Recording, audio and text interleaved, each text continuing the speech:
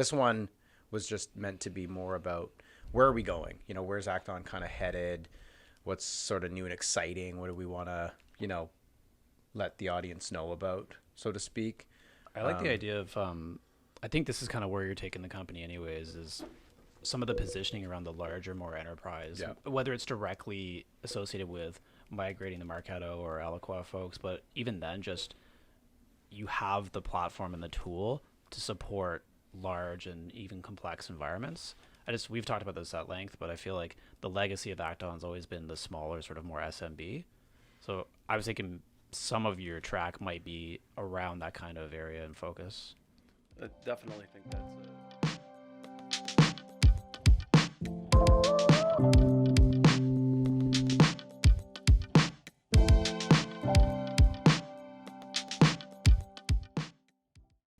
Wing It Podcast, goosedigital.com, episode 78? 77. Who do we have? Kevin Butler. Chris O'Neill. and Greg Ames with Acton.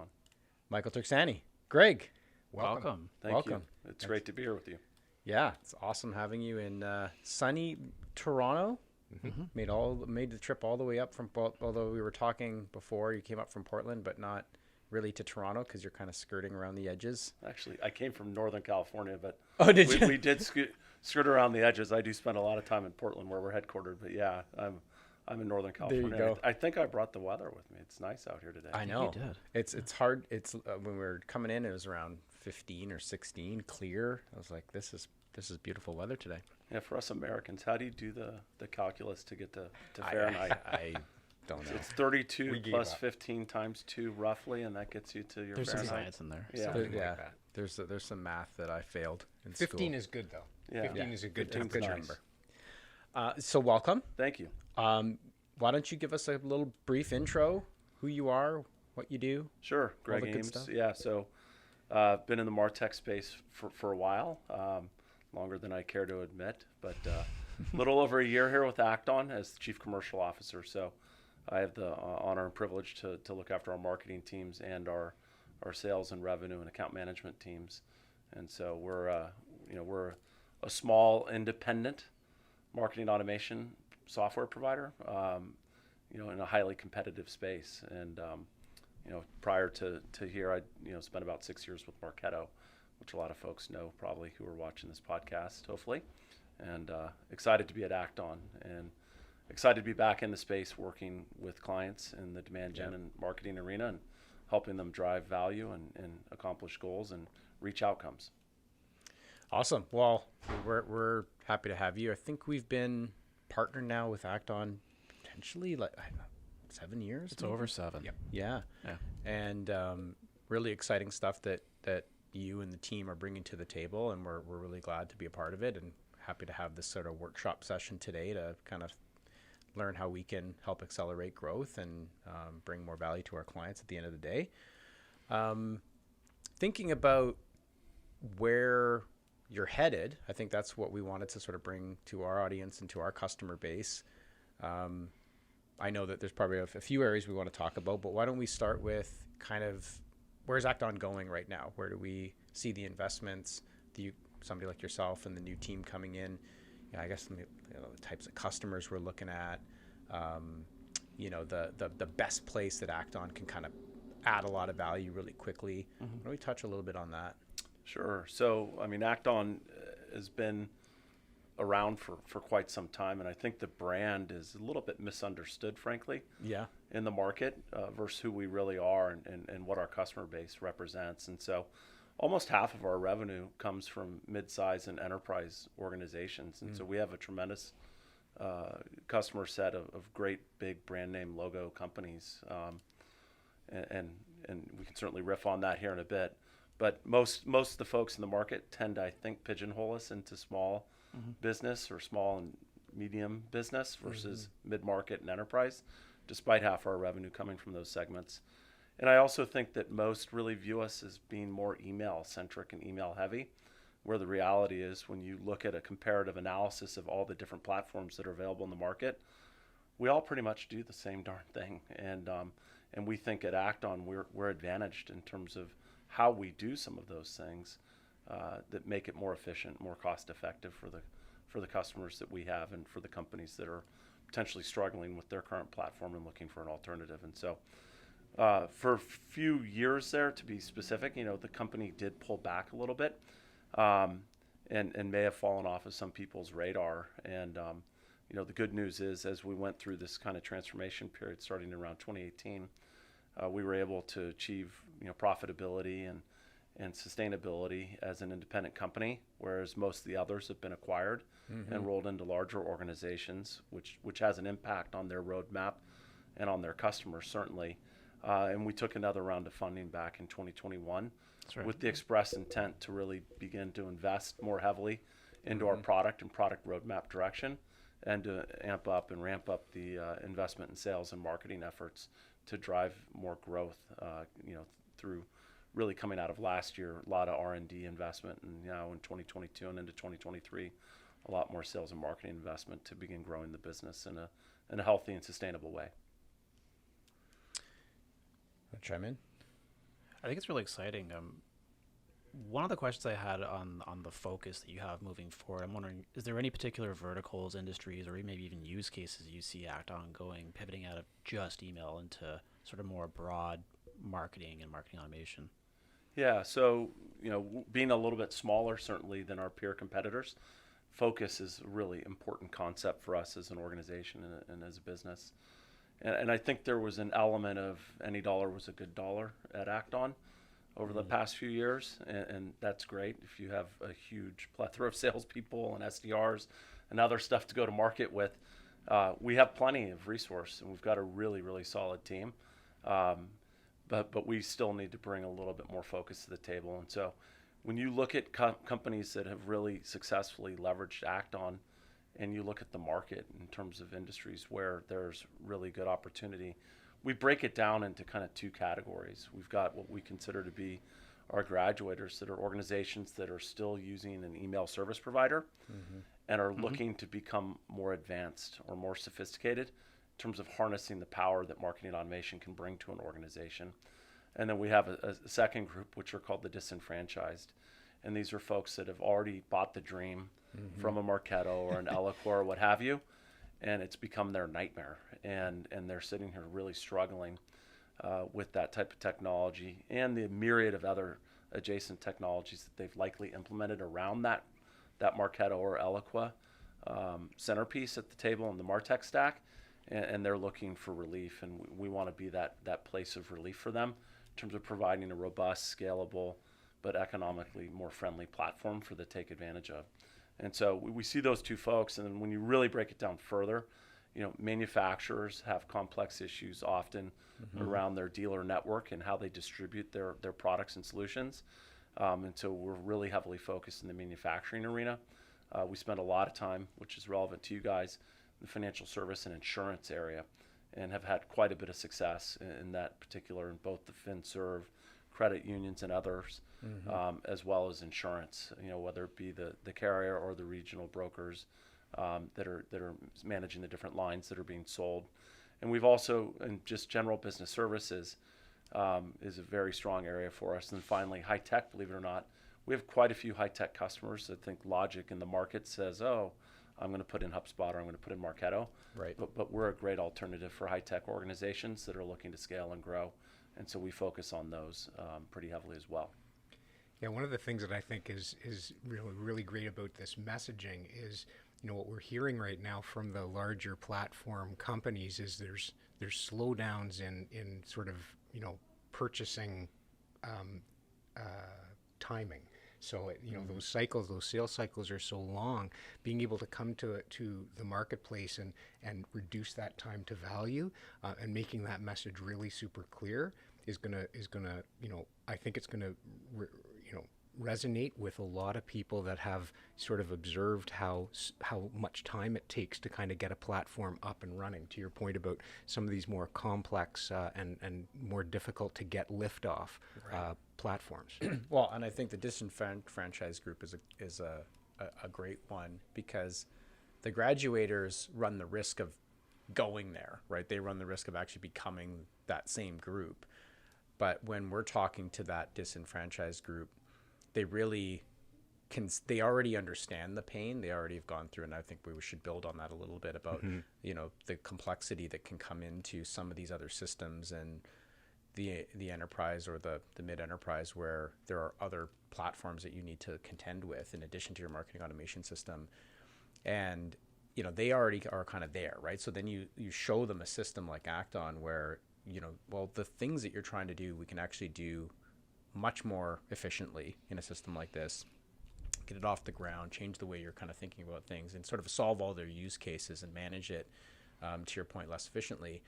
I think that's a great win, right? And it's trying to get those graduators to avoid the pitfalls of kind of going into that realm. And I think part of what I think there's a platform thing, and I want to keep this about Acton, but I also think we were talking about before the podcast earlier was this trend that sort of, I would say over the last 5 years really has gotten kind of a big trend in like the MarTech, what would you call them, like the team, like the marketing operations team, and those types of resources that have built these empires that have really kind of developed themselves as like the gurus of these platforms. And they're not, I think what you said, Greg, like, they're not really focused on, well, how are these systems developing outcomes for the business? They're not just a tool or a piece of technology that you guys can do things with, and you're wiring up the next program that's going to trigger off of X, Y, and Z. Like, actually the work you're doing is meant to drive value for the company, but there's been this role justification. Justification is hyperactive growth in terms like I'm the Marketo guru, and I'm not to sort of be,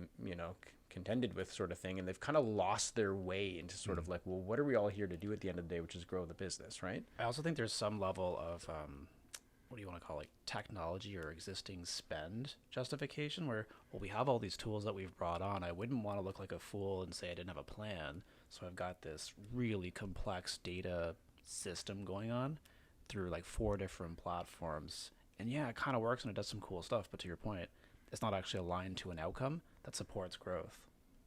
Right? Yeah. We see that a lot. Yeah. So I think, if anything, this is where I think what you're saying, the disenfranchised group has just sort of got to the point where they're like, do we even need all this stuff? Like, how did we get here, right? Yeah, and I think everyone takes their own path to where they ultimately end up. And in many respects, I believe, especially the earlier adopters of marketing automation, that was really the first big spend area in their business. And I believe Eloqua and Marketo to an extent, and I'm partially responsible or guilty because I was at Marketo at the time, in selling, this is going to be transformational for your business. And it was transformational for your business. If you're a CMO or a VP of demand gen at your company and you've implemented this technology, all of a sudden attribution reporting, visibility into marketing spend delivering revenue became a reality if you implemented the programs correctly. Yeah. Which was really great. It's also really risky too, because now all of a sudden we can measure your spend and your performance. Yeah. And what we've seen is, companies like Outreach and SalesLoft and ZoomInfo and DemandBase and Sixth Sense and Terminus and others who have come in and become adjacent technologies that are part of your tech stack, which goes to your marketing operations comment, where all of a sudden that team has grown substantially because they have a myriad of technologies that they need to piece together and stitch together to be able to support the growth targets that the CMO now has to sign up for, going back to their initial, I can get a seat at the revenue table concept. Yes. And demonstrate my performance. And they have to keep performance. And I have sales and marketing in my responsibility.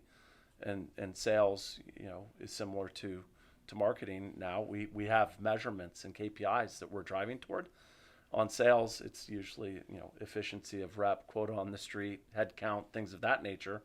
For marketing, it's now inbound, outbound, data, ABM, et cetera. And in a sense, it's diminished on some levels the importance of just having the Marketo or the Eloqua or even the Acton solution as the centerpiece of that technology set. And you've got to manage all of these other things. And the problem is there's a relative value typically in Marketo land or in the marketing automation land, the relative value of your marketing platform to your CRM, which is the integrated workflow you're looking to support, from top of the funnel to bottom of the funnel, and then recycle it back through cross-sell, upsell, and customer engagement. Yep. Typically Salesforce.com or Microsoft Dynamics or whatever your CRM is commands a premium compared to the marketing platform, and these others, are a little bit below that. And what we're trying to do at Acton is be real. We know that most businesses are going to require these other technologies. It's just a fact, especially for the mid-market and enterprise, where they're a little bit more resource plentiful and they have bigger growth targets that they need to hit. You're going to adopt these other technologies. Doesn't mean you can throw your marketing automation platform in the trash and not do it. It's a requirement that you have a marketing automation platform, but you don't need one that costs an arm and a leg and takes 50% of your headcount to support. There are better alternatives out there, and that's where Acton really comes into play for these mid-sized and small enterprise and enterprise companies, is we can come in at a lower price point with a heck of a lot less FTE and resource to support it and deliver the same or better results. And that's something that the market needs to understand and know, is that there are alternatives that are out there. And we're quite content to realize that we're focused only on marketing automation.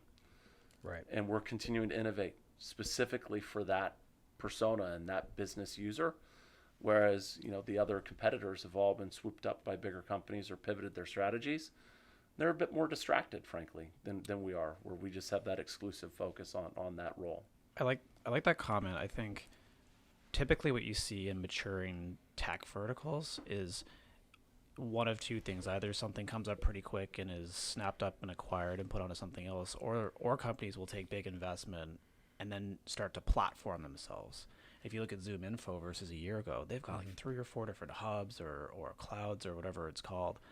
And before you know it, it's like the span of all of the things it can do is so wide, but the focus isn't there, so the depth and functionality isn't there, or no one knows how to actually use it. It's just these pieces floating around. And what I like about Acton, to your comment on focus and even independence to a degree, is you're just trying to be really good at this one thing.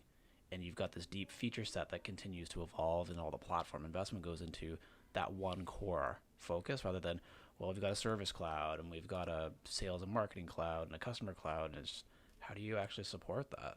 So I think the ability to get really good at it and continue to make the investment in Acton actually profitable from a business perspective, and like that's a worthwhile thing to do, and get really good at it and have it be a crucial part of your growth plan. To me, that's really appealing. I think it's great, and I think we're well positioned as a result of that independence. I will say we do need to play nice in the sandbox. So Zoom Info, sure, right across the river from us in Vancouver, great partner. We're a customer of theirs. They're actually a customer of ours. Powerful technology too. Yeah, and the data that they source to us is really important on a myriad of levels. From the intent data that they have to just the raw data in terms of building out a contact record to appropriately score that and put that in the right automated program or nurture track. And so we work very closely with them, and we want to play nice in the sandbox because we're pragmatic. We understand we're not the end all be all. And I think, the challenge that these disenfranchised folks have is that, they did go in hook, line, and sinker. And they're basically sitting there going like, okay, now I've got 18 other technologies I'm stitching together, and my budget is bloated beyond belief. My headcount has grown substantially, and I'm struggling to keep pace in terms of generating the demand to support the revenue, to drive the growth that our business is looking to achieve. How do I get out of this mess that I've created? And we're looking to be a relief valve there and help them get out of that. And redirect their resources to more strategic initiatives versus tinkering with systems and tools. And I think, on the strategic component that we touched on before the podcast, where, you have a lot of marketing operations staff, there's a lot of tools now that are in place, and almost that strategic implementation of all of this stuff relative to the outcome you're trying to create almost gets lost in a way, because some of those individuals they're not as attached to, okay, how are we going to do this strategically? They're more, okay, I know how to stitch all the pieces together, right? And when we think about growth and the growth marketing platform concept, what I look at is many organizations are still either, starting to really amp up their value proposition from a market and trying to really get traction in terms of moving their pipeline and growing their pipeline. So they need a lot more agility, and I think you brought that up earlier. You know, how do we be more agile with our platform usage, right? Or they've got these larger targets. To your point, you know, it's like, well, we're a larger organization, and by very nature, our target's going to be a lot bigger. So when I look at even when our experience using some of the other systems that are, you're kind of hamstrung a little bit. I think what that really means to me is that we can get 2 or 3 times the amount of usage out of a product like Acton. And when I say usage, it's like our ability to iterate through campaigns, our ability to test new messaging, our ability to, oh, you know what, that's not going as well as we thought. Let's immediately pivot. And in 2 days, you kind of have another angle that you can go on, which we know because we've made a huge investment in ZoomInfo as of the beginning of or at the end of last year, or a huge strategy that we're putting in relative to the size of our business. We're spending a lot of money to go outbound, and we can see that because, you know, Acton is our under, even though we support all the systems, Acton's our underpinning system, and it allows us to have that agility to say, oh, that just didn't work out. Let's do another different type of setup, or how we're going to score, how we're going to do this, how we're going to do that. And I think that's kind of lost on teams, is that they're actually not moving fast enough for a CMO that's really trying to drive growth. You know, it's not 1 or 2 or 5 things. It's like, we need to be doing 15 things, and we need to be iterating a lot faster than we've ever had before, and understanding the data and moving forward. So I think, to me, that's when I think of, we're not just trying to save you some pennies here. It's like, it actually has a huge, you know, exponential impact on your business, of your ability to iterate fast enough and do the work that we're trying to do. Does that make sense? Yeah, it totally does. And when I talk to folks about, you know, if you buy an ERP system as an example, you're going to set up your chart of accounts, you're going to shove it in the corner, and 7 to 10 years later, maybe you'll tinker with it. You buy a CRM annually, maybe quarterly, you're going to make territory adjustments, price book adjustments, things of that nature. Mm-hmm. But in a marketing platform, it's more of a treadmill dynamic where you're constantly on that treadmill working, because you're doing new content, you're innovating new programs, you're entering new geographies or regions, you're doing new product introductions, you're doing partnerships, you're doing all kinds of different things. In addition to, you're doing webinars, you're doing email, you're doing SMS, you're doing field events now that we're kind of coming out of COVID. And so that dynamic is just way more fluid than any of the other traditional kind of core platform those are really good systems analogies. that companies operate. And what's happened, I think, the bridge between sales and marketing is really what marketing automation, taking the top of funnel lead or name acquisition strategies, developing and nurturing and observing what they're doing and how they're interacting to make them sales ready, is a core premise of what we're doing. And every organization's culture is different. Some are really aligned from a sales and marketing perspective, where others, that bridge needs to be established and needs to be built. Mm-hmm. And we recognize that. You guys recognize that as a services partner. That's part of what you guys help facilitate, is awareness on where they are and how do we connect the dots between sales and marketing. But I think there's a degree, especially in these larger organizations, where they have lost their way a little bit. And it now becomes the annual marketing plan. Mm-hmm. And we're going to stick to the script. Yeah. And it's like, whoa, wait a minute. As a sales leader and a marketing leader, I'm constantly tinkering with Casey, my SVP of marketing. How do we do this? How do we add this into the mix? Right. And whether you keep a reserve of 20 or 25% of your resource held back to go in and do spur of the moment things that need to get done or what, but we can't think in annual. No, but with it's some almost of these, a regression in a way. Yeah, but I think, to your point earlier, with the complexity that's introduced by some of the platforms, and some of it's brought on by the team, but there is a reality, like, because we see it in terms of the amount of workload that goes into some of the other systems, where it's harder to pivot. Like, it really is. Like, if you come to the team and say, hey, you know what, we're going to throw that out because it didn't work as well as we thought, but we have a great idea, let's go do that. So we're kind of just swapping something out. Like, we're no longer going to run, and so don't maintain that anymore, but we're going to go put this piece in, so maintain that. So resource wise, we're sort of flat, but what we're being asked to do is swap something.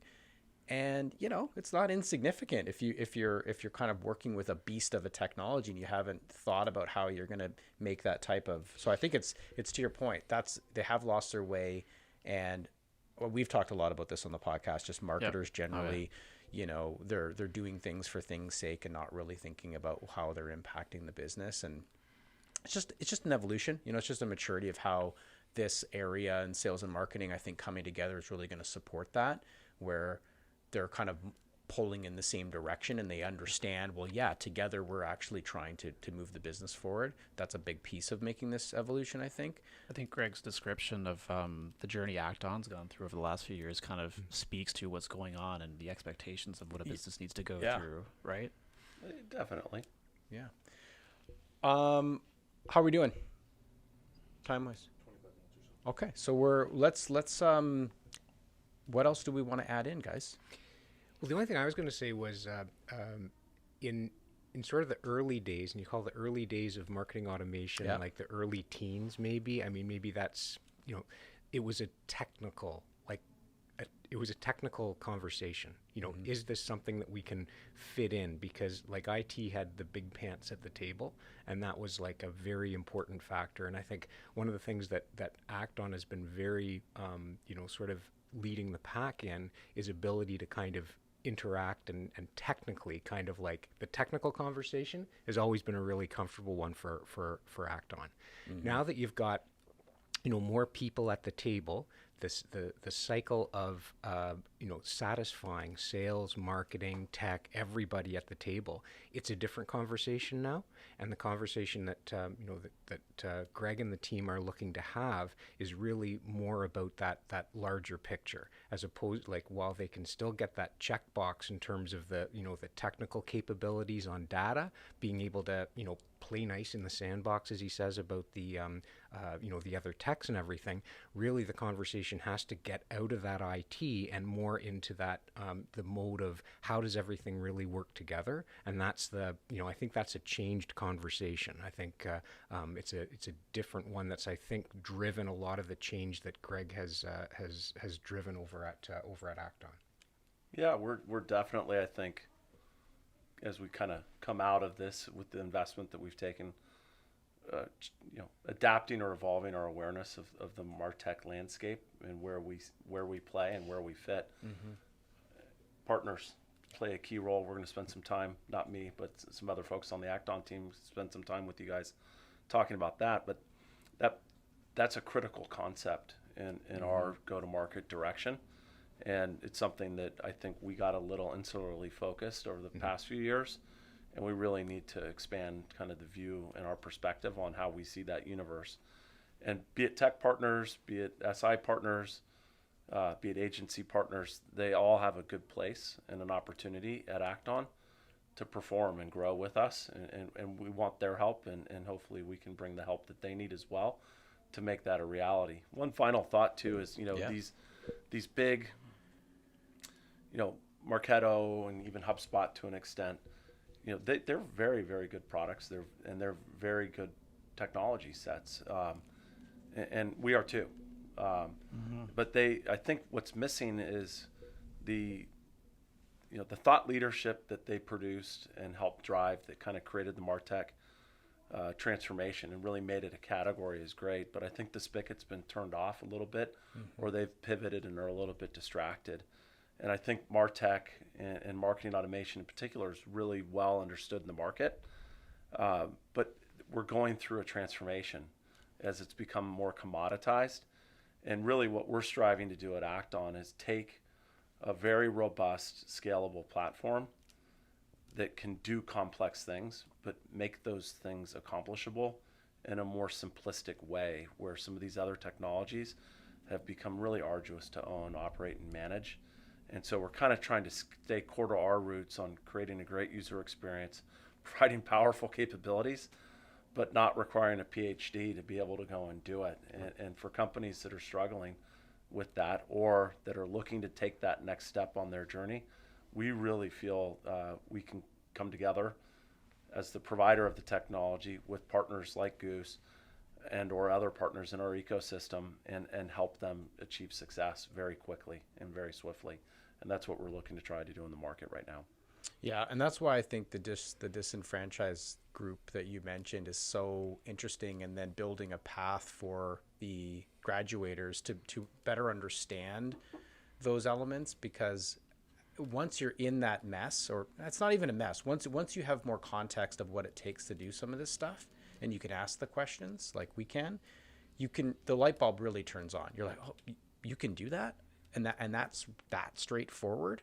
And that might be a simple thing of how to leverage a data point that's in Acton, and you can do it through a basic maintenance plan, and here's some things that are in your system.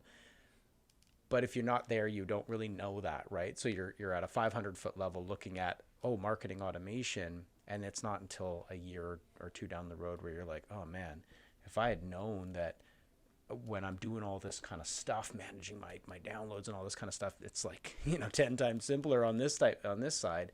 So there's probably some things that we could actually work on as a group to sort of educate a little bit around those graduators, so they don't get in that situation. But I know for me, I'm always surprised when I ask these guys about, well, can't you just do that in X system? Isn't that a thing? Well, it kind of is, but it's this and that, and it's 5 steps, and you're like, really? Because it tells me that, like, to your point, Chris, like, whoever built, like, the guys that built Acton, in the early days, like, they really understood this stuff, right? They're like, we're not doing it that way. Like, we're going to make it so that it makes sense. Oh, okay. Like, they're engineers that actually did things that, and to your point, it's like an evolution, and it's hard because I used to have a software company prior to Goose, and depending on when you got on that train, the people you had and the tech stacks that were available at the time also sort of dictates where you're ending up, to your point, 15 years later or X number of years later, right? How many lessons have been learned in there's category? technical debt, there's things that it's hard to go back and change, right? But certainly we've had a lot of those really great light bulb moments with Acton. So yeah, well, thanks, Greg. It's a pleasure being with you guys. Thanks for joining You're us. a great partner. It's very nice of you to have us up here in lovely Toronto, and we look forward to a productive day. So thank you for having me on the podcast. Thank you. Thank you.